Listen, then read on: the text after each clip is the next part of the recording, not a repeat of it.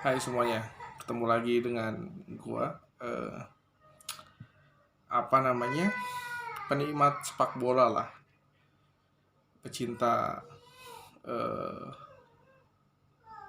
Real Madrid, ya, Madridista. Dan kali ini gue pengen ngebahas tentang ex pemain dari Real Madrid, seorang bintang, seorang goat istilahnya, eh, Cristiano Ronaldo, yang sekarang di Manchester United. Dia ini gue baca tadi di berita dia kena ban atas atas tingkahnya yang keluar pertandingan, keluar dari bench eh, ketika pertandingan baru berjalan sekitar sampai menit ke 89. Saat itu Manchester United melawan Tottenham. eh, MU menang begitu ya. MU menang 2-0 kalau nggak salah, dan Ronaldo nggak dimainin bahkan dari cadangan, dan dia akhirnya keluar. eh, Tindakan yang menurutku memang betul kurang profesional. Harusnya ya dia stay di situ, mendukung teman-temannya sampai akhir. Tapi kan kita nggak tahu perjanjian di belakang layarnya seperti apa dengan Manchester United maupun dengan si Erik ten Hag ini begitu ya. Jadi menurut gua kita perlu gali lebih dalam lagi sebenarnya, ada perjanjian, ada obrolan seperti apa dulu ketika Ronaldo akhirnya stay di Manchester United.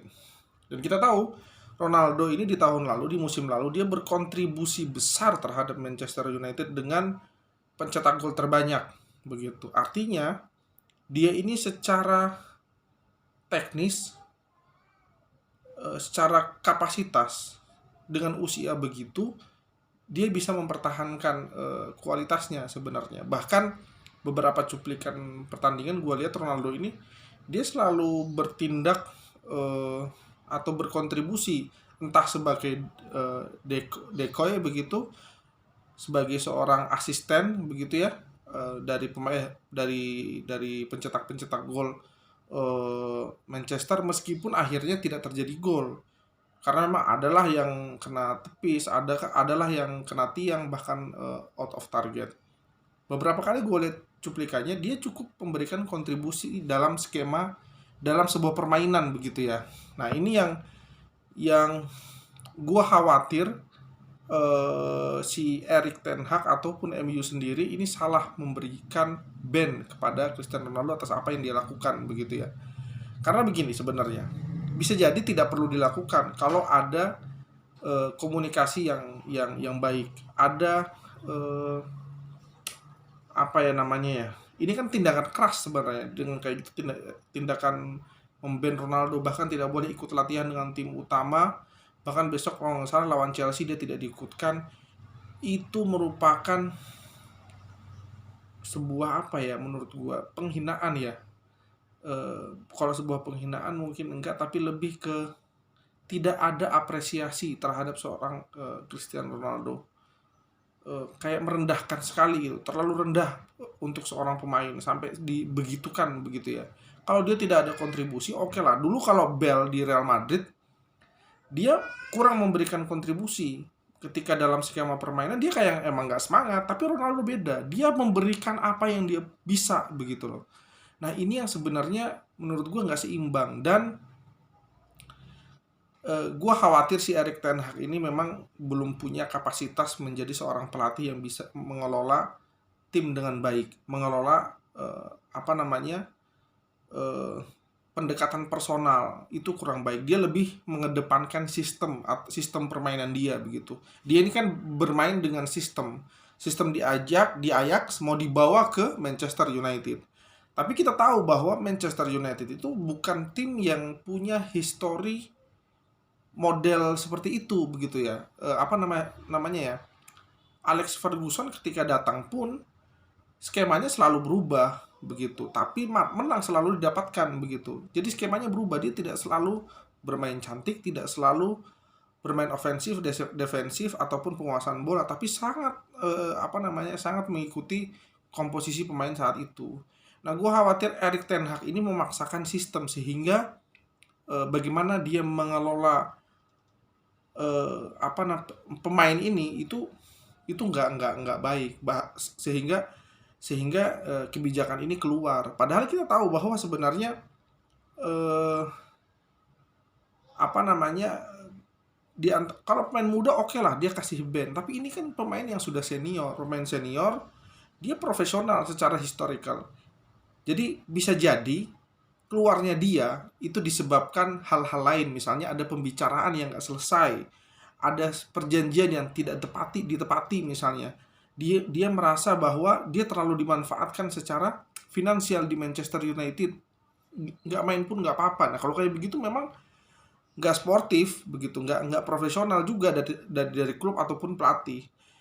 Erik ten Hag menurut gue juga perlu belajar dari Carlo Ancelotti misalnya, yang dia bisa memanage pemain senior, dia bisa mengelola pemain-pemain begitu. Kalau memang bahkan dia, seingat gue, pemain-pemain selevel Inzaghi dikelola, pemain bintang ketika waktu itu di Milan dia bisa kelola dengan baik begitu. Jadi ini mungkin yang belum dimiliki oleh Erik ten Hag begitu. Kita tahu Don Carlo itu, kalau kita bandingkan, Don Carlo itu masalah strategi dia selalu fleksibel tergantung komposisi pemain.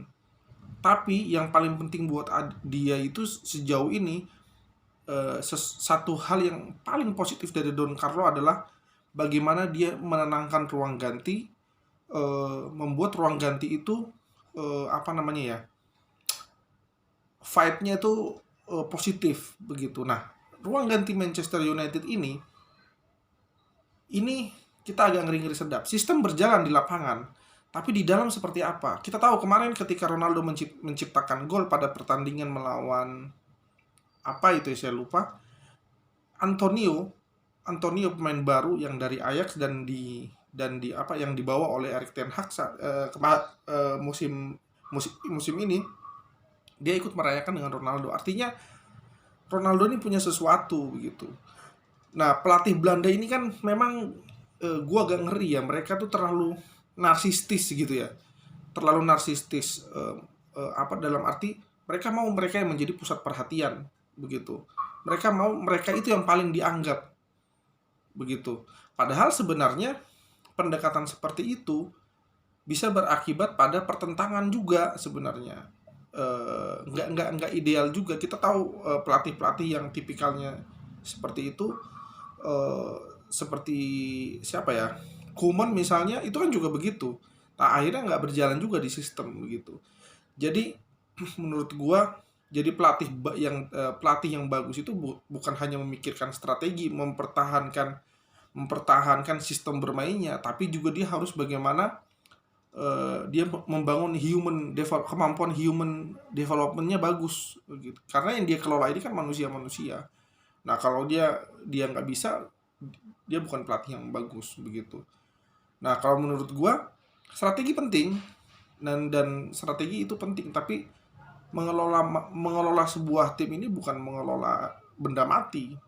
Kita perlu memperhatikan apa yang menjadi perasaan kita. Terlalu keras misalnya, bisa jadi itu nggak fair juga buat mereka. Jadi perlu bicara pendekatan persuasif yang mungkin perlu kita dalami misalnya. Dan Erik ten Hag ini kan tidak tahu, dia kan pernah bicara di depan media bahwa dia mengandalkan Ronaldo begitu. Tapi dengan tindakan seperti ini sebenarnya dia menentang pembicaraan dia sendiri.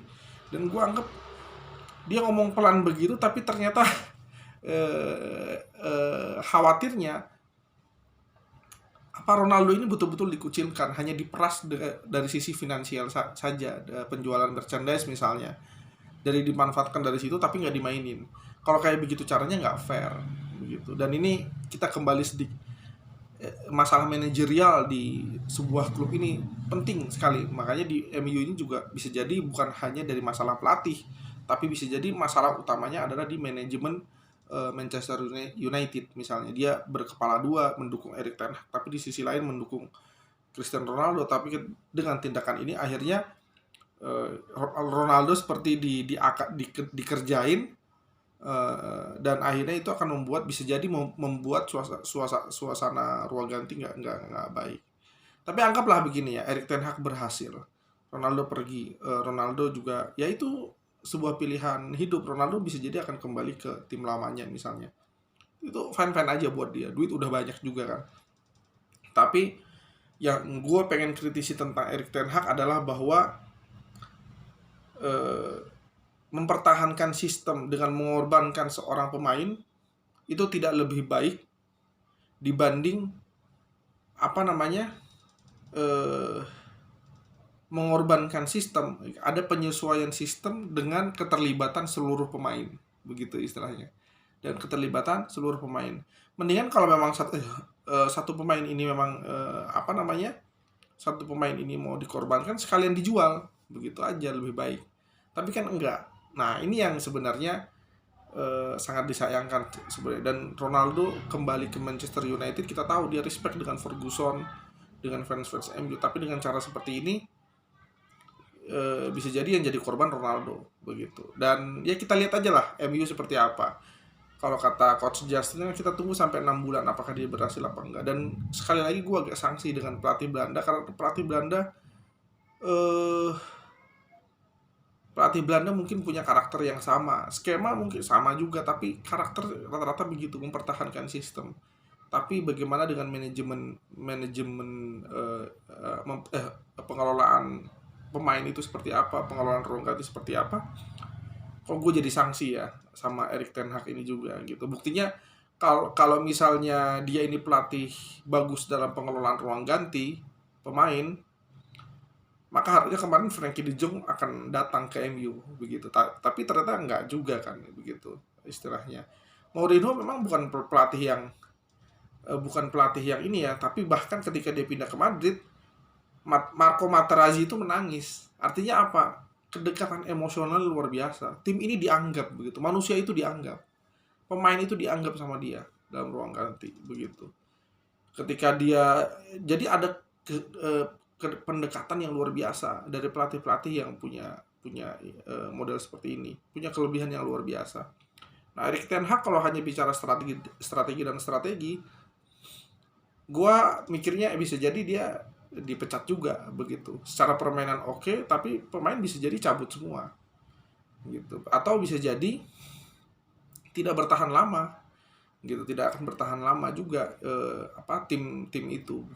Bukan model kayak Zidane kan 3 tahun berturut-turut bisa juara champion, strateginya begitu-begitu saja ya, tapi punya motivasi yang sama semua pemain begitu.